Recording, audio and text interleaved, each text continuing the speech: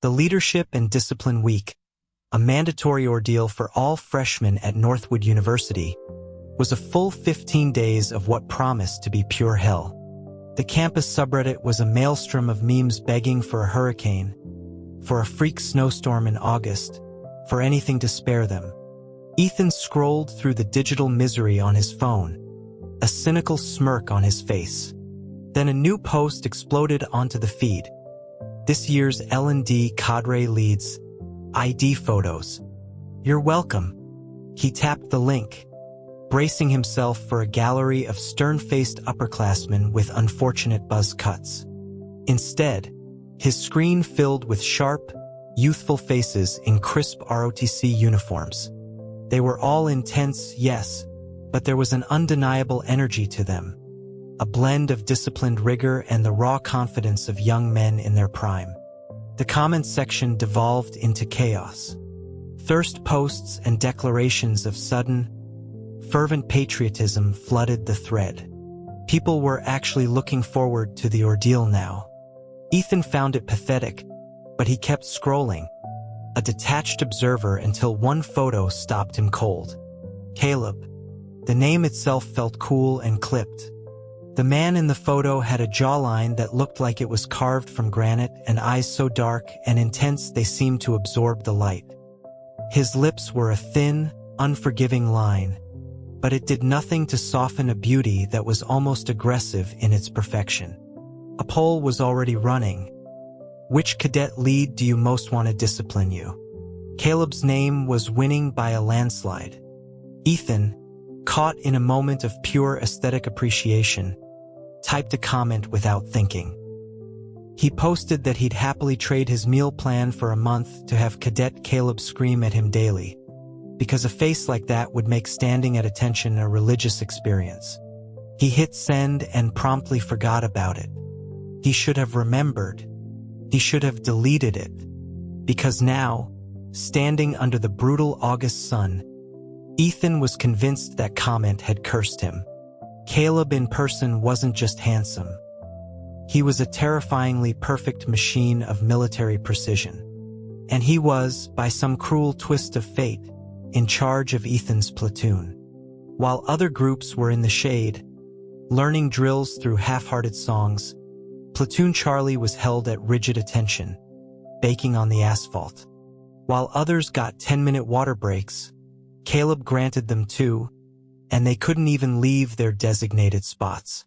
When a cadet wavered, Caleb's voice would cut through the haze, not with encouragement, but with a glacial query about whether they had filed a report to be weak. He would add 5 minutes to their drill time for the infraction. Caleb paced between the lines, his posture immaculate, his gaze like a hawk's. He carried a short training baton, tapping it against a shoulder here, a calf there. He corrected posture with clipped, impersonal commands. Chest out, shoulders back. Head level, eyes forward. Weight on the balls of your feet. He repeated the instructions endlessly, a mantra of misery. A bead of sweat rolled from Ethan's temple into his eye, stinging fiercely. Caleb's back was turned. Ethan risked a quick, furtive wipe, shifting his weight to ease the ache in his legs. The baton smacked sharply against his shin. Caleb had seen.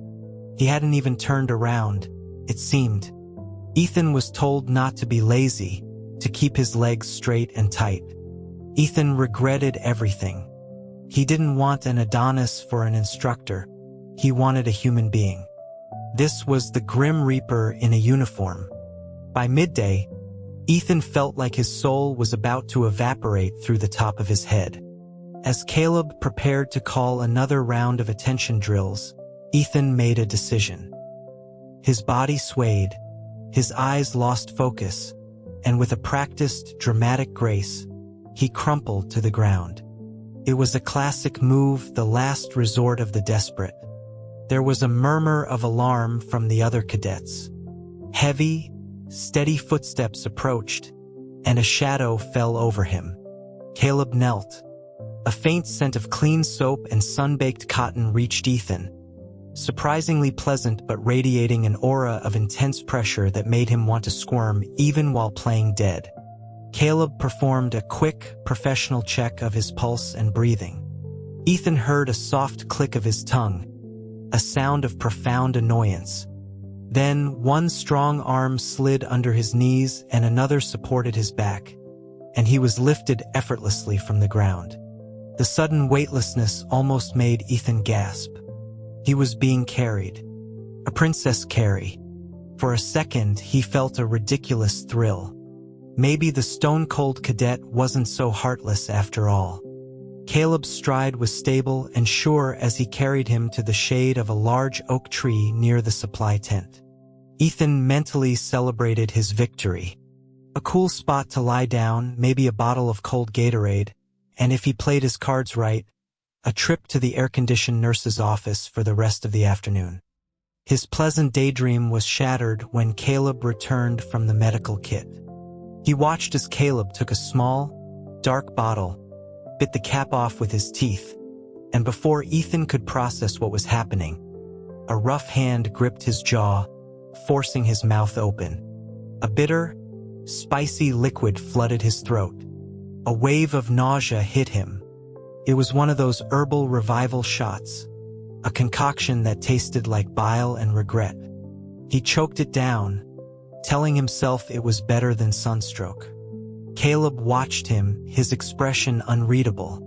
Seeing Ethan still committed to the act, he wordlessly produced a second bottle. Panic flared in Ethan's chest. This man was a monster. He tried to struggle, but Caleb's grip was like iron. The second dose was administered just as mercilessly. The foul taste coated his entire mouth and seemed to shoot straight into his sinuses. Tears sprang to his eyes. As soon as the bottle was empty, Caleb released him. Ethan coughed and sputtered on the grass. Caleb stood over him, a towering, impassive figure.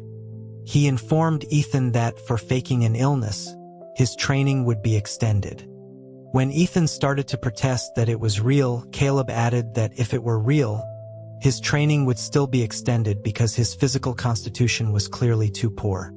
Then, clicking a stopwatch, he announced a 5-minute rest before Ethan was to rejoin the platoon.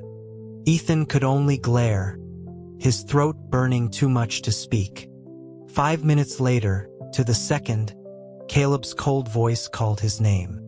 Ethan dragged himself back to his spot, met with a sea of pitying glances. Caleb ordered the platoon to resume drills for another 30 minutes, his eyes never once betraying a hint of emotion. Ethan stared at his instructor's chiseled profile, grinding his teeth. Caleb was a challenge, and Ethan would find a way to win. The next morning during the platoon run, their cadre leads were called to a meeting. It was the perfect opportunity. As the group rounded a bend in the track, Ethan let out a yelp, pretending to trip over a loose stone. He sat on the ground, clutching his ankle, his face a mask of agony. The graduate assistant overseeing them was sympathetic and easily granted him a medical pass for the day. Ethan spent a blissful morning in his air-conditioned dorm. Nearing lunchtime, he figured the coast was clear. He walked, perfectly fine, to the campus dining hall, picked up a loaded burrito bowl and a large iced coffee, and started back, humming to himself. He was almost to his dorm when he saw him. Caleb, standing at the corner in full uniform, looking as if he had been waiting. Ethan froze. Caleb approached slowly, his combat boots making deliberate, rhythmic sounds on the pavement that seemed to sync with Ethan's frantic heartbeat. Ethan felt his throat go dry. He managed to stammer out a greeting, asking what Caleb was doing there. Caleb didn't answer. His gaze, sharp as a searchlight, dropped to Ethan's perfectly healthy, non-sprained right ankle. His voice was flat, betraying nothing, when he asked if the foot was better. The question jolted Ethan back to reality. He immediately contorted his face into a pained expression and began hopping on his left foot, claiming the pain was immense.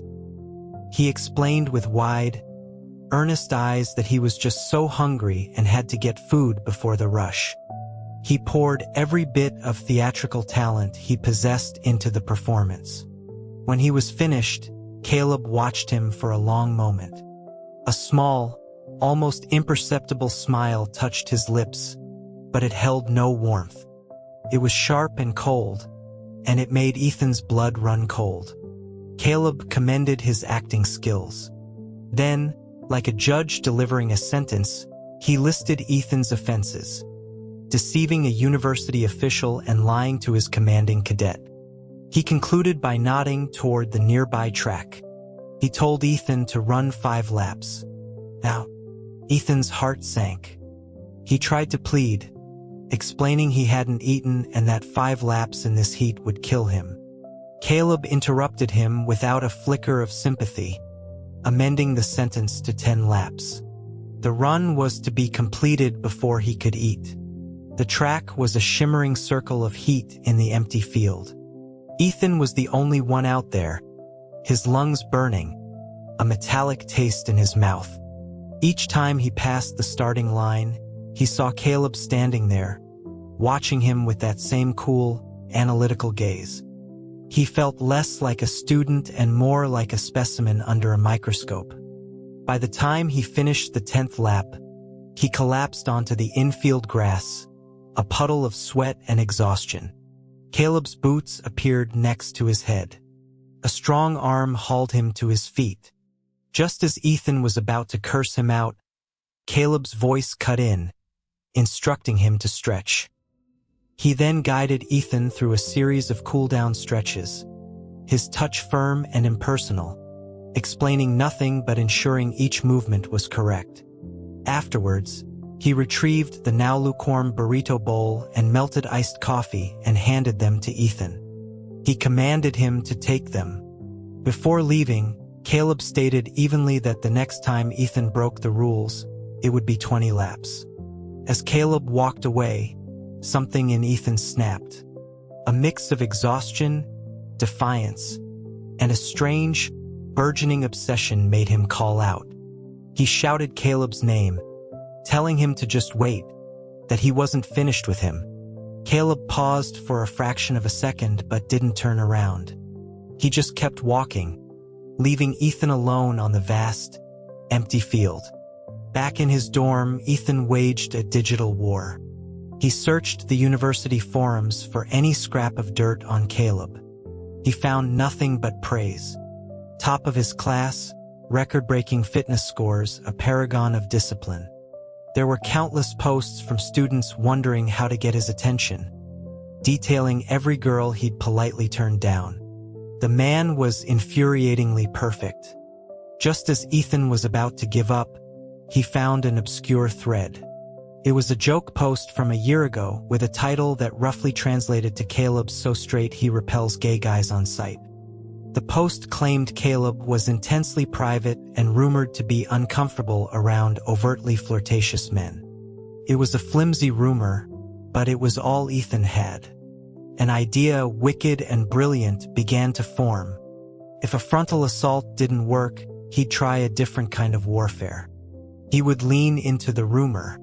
He would become Caleb's worst nightmare. He would flirt with him relentlessly and publicly. He would make him uncomfortable, push all his boundaries. The new plan was simple. Bend him, play with his heart, and then when Caleb was finally hooked, break it. The campaign began immediately. During drills, Ethan's gaze was no longer resentful but smoldering. He would stare with a look of wounded adoration, then drop his eyes shyly when Caleb looked his way. During breaks, he would position himself nearby and drink from his water bottle with slow, deliberate movements, his eyes fixed on Caleb over the rim. His gaze would trace the line of Caleb's lips, his throat, the sharp V of his uniform cinched by the belt at his waist. Caleb's response was to become even colder, his punishments more frequent. Ethan's wandering eyes earned him 5 extra minutes of drills. A slight shift in posture earned him another 5. His lack of focus, another 5. Ethan was undeterred. The resistance only made it more exciting. He realized subtle tactics weren't working. He needed a shock and awe approach. He consulted his roommate, Julian, a drama major and cosplay enthusiast who had successfully wooed the golden boy jock of their dorm, Mark. Julian's advice was simple. Straight guys, he explained with a dramatic flair, were visual creatures who operated on a single-cell level. He had won Mark over by wearing a particularly stunning dress to a themed party. The revelation was a lightning bolt for Ethan. He had been playing chess when he should have been using a sledgehammer. He borrowed a flowing, backless dress from Julian's extensive collection, a wig, and spent an hour on makeup. He was going to pay Caleb a visit at the upperclassmen dorms. Dusk was settling as he crossed campus. He was rehearsing his lines, wondering if he should be bold or coy, when a familiar voice called his name with a hint of disbelief. It was Greg, the cadet lead from the neighboring platoon, a friendly, easygoing guy who often hung out with Caleb. Ethan froze. He couldn't believe he'd been recognized through the disguise. Greg stared, his eyes wide with surprise, before breaking into a grin. He remarked that Ethan actually looked pretty good. Ethan was mortified, ready to retreat, but Greg stopped him. After learning Ethan was on his way to see Caleb, Greg informed him that Caleb wasn't in his dorm. He was judging an interplatoon talent show. Then, with a mischievous glint in his eye, Greg grabbed Ethan's arm, suggesting he shouldn't let the outfit go to waste and should perform. Before Ethan could protest, he was being dragged toward the event. The competition was in full swing. Caleb sat at the judges' table, his back ramrod straight, looking severe and untouchable. He looked up as Greg led Ethan over, and for a moment, his stoic mask cracked with surprise. Greg whispered something to the student MC, who then announced a special guest performance from Greg's platoon. Ethan took a deep breath and walked to the center of the makeshift stage. All eyes were on him, including Caleb's. The haunting, minimalist music began. Ethan moved. He had years of contemporary dance training, and he poured every ounce of it into the performance. His body told a story of longing and release, fluid and powerful. The dance was graceful, athletic, and deeply emotional. For the finale, he executed a difficult backbend, his body an arch of vulnerability, before slowly rising and locking eyes directly with Caleb. There was a stunned silence, then the crowd erupted in applause. But Ethan only saw Caleb. He saw the undisguised shock and something else, a flicker of raw admiration in his eyes before it was quickly suppressed. As students swarmed Ethan afterwards, asking for his name and social media, he looked back at the judges' table. Caleb's chair was empty. He was gone. In the following days, Caleb acted as if nothing had happened. His commands were as sharp as ever, his punishments just as swift. The only change was Greg, who now made a point of visiting Ethan's platoon during breaks, bringing him iced tea or mints, offering friendly advice. The other cadets started teasing Ethan about his new admirer. One afternoon, Greg had just left after handing Ethan a cold bottle of lemonade when Caleb's voice materialized right beside him. He asked, his tone low and flat, if Greg was pursuing him. The question was so unexpected that Ethan asked him to repeat it. He met Caleb's gaze and saw something unreadable in their dark depths. His jaw was tight, but before Ethan could answer, Caleb turned away and called the entire platoon to order, the moment dissolving as if it never happened. A video of Ethan's dance inevitably found its way to the campus forums. He became a minor celebrity. The teasing from his roommates, Julian and Mark, was relentless. He watched them flirt openly, their easy affection a stark contrast to his own frustrating endeavor. One afternoon, their public display of affection finally earned them a punishment from Caleb. They had to hold hands and stare into each other's eyes for 5 minutes, much to the delight of the onlookers. As Ethan was musing on whether it was a punishment or a reward, Greg appeared, inviting him to a movie that night. Before Ethan could respond, Caleb's icy voice cut through the air, assigning Ethan 30 minutes of extra drills for improper form. As Greg scurried away, he shot Ethan a look and mouthed the words, "Make your move." The field emptied, leaving them alone again. Ethan, exhausted and distracted, asked Caleb what Greg had meant. Caleb's mood seemed to darken at the mention of the other cadet. He pushed Ethan harder, criticizing every move. Tired and emboldened by a surge of playful defiance, Ethan faked a stumble during a kick, letting himself fall toward Caleb. Instinctively, Caleb caught him, his hands firm on Ethan's waist. His palms were warm and calloused, the touch sending a jolt through Ethan. He leaned in, looking up at Caleb through his lashes, and whispered that he was exhausted, his voice breathy and suggestive. He saw Caleb's throat work as he swallowed. For a moment, Ethan thought he had won. But then Caleb abruptly released him, stepping back. His voice was colder than ever as he warned that the next time it happened, the punishment would be 20 laps on the track. Despite the setbacks, Ethan sensed a shift. He stopped his overt flirting, but he still watched Caleb. He began to notice something strange. Every time he looked at Caleb, Caleb's eyes were already sweeping in his direction.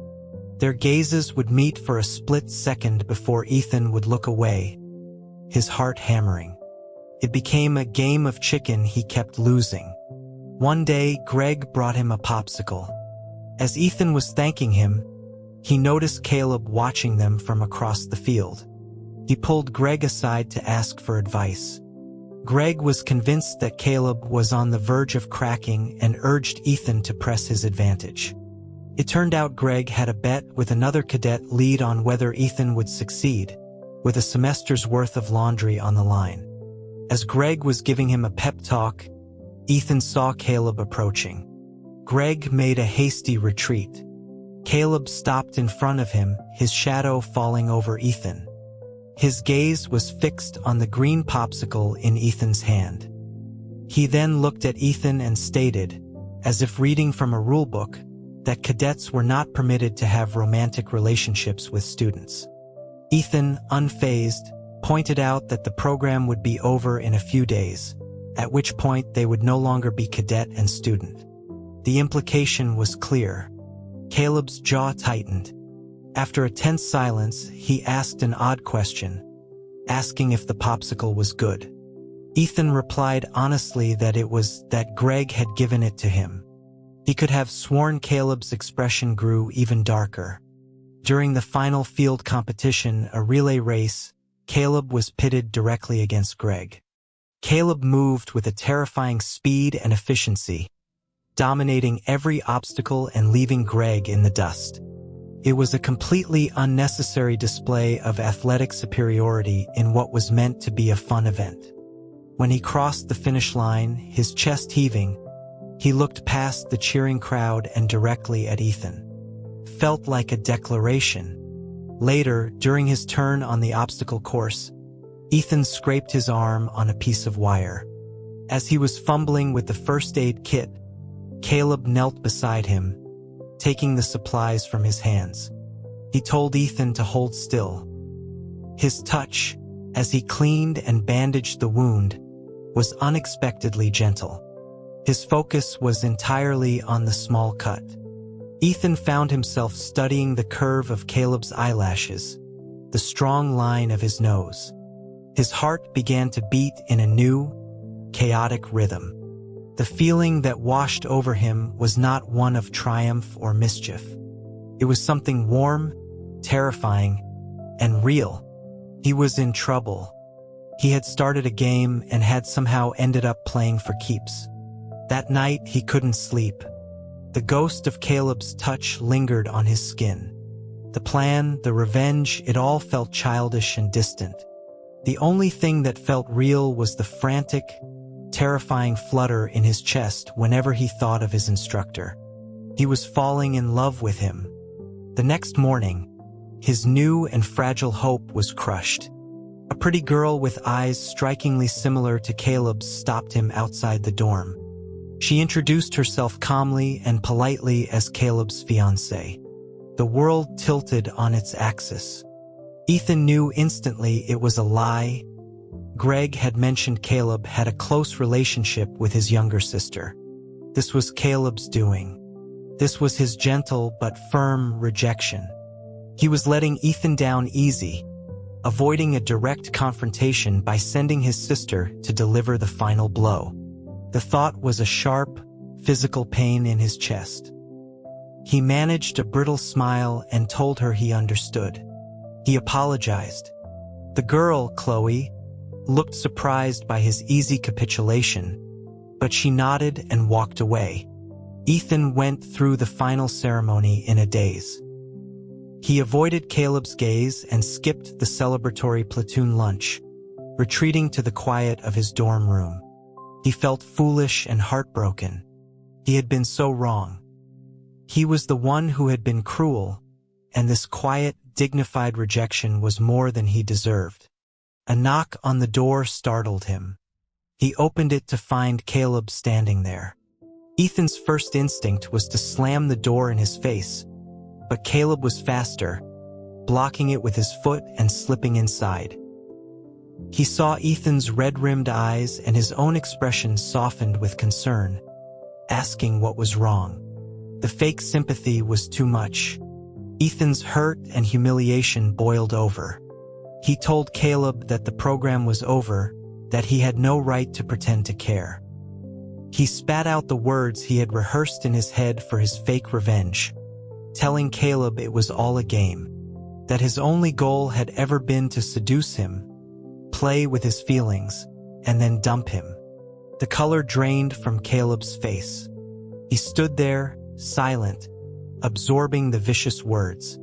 The silence stretched, thick with pain. Ethan expected anger, disgust. Instead, when Caleb finally spoke, his voice was quiet. He said that Ethan could keep playing if he wanted to. The response was so unexpected it broke through Ethan's anger. He stammered, asking about his sister. It became clear from Caleb's confused reaction that he had known nothing about Chloe's visit.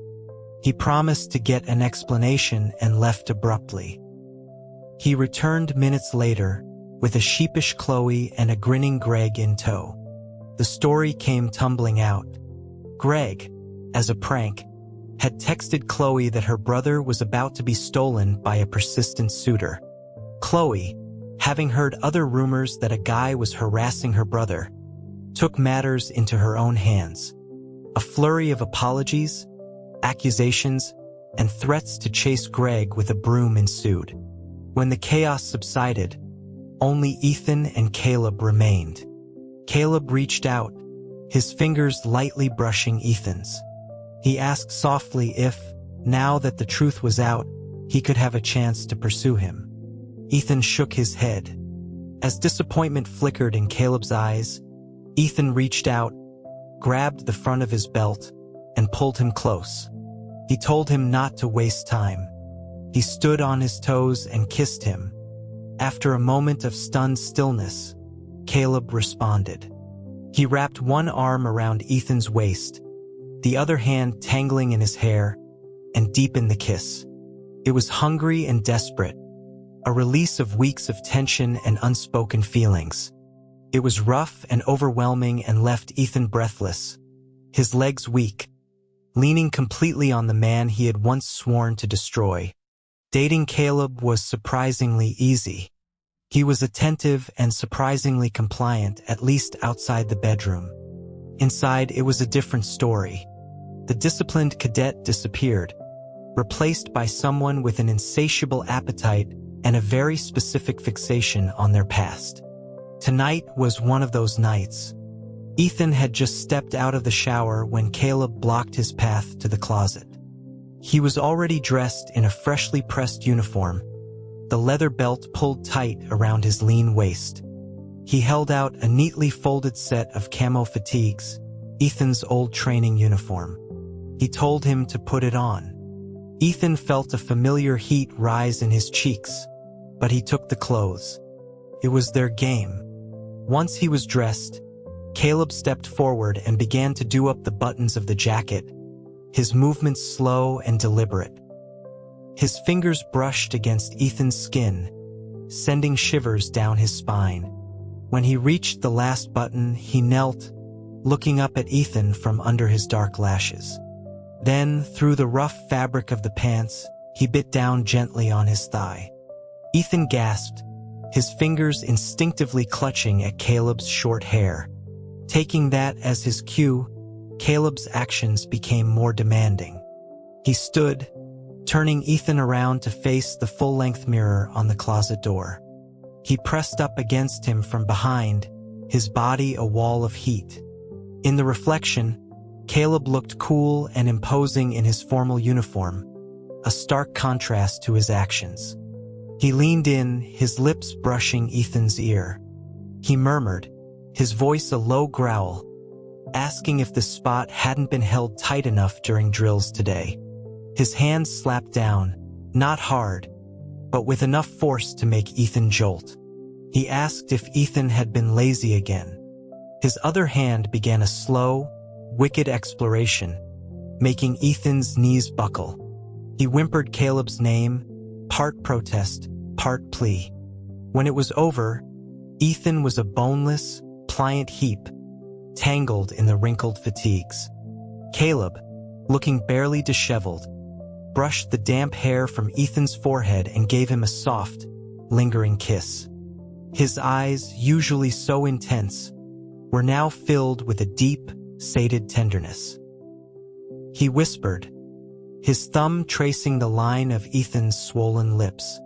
The next time he was lazy during training, he would be punished again.